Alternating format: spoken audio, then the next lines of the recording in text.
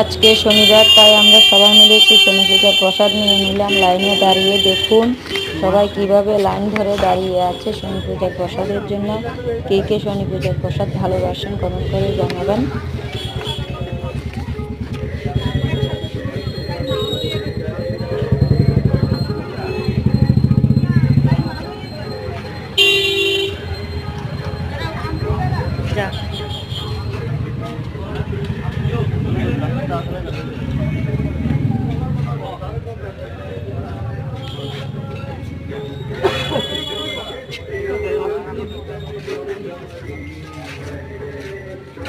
আমি জায়গাতে দাঁড়া।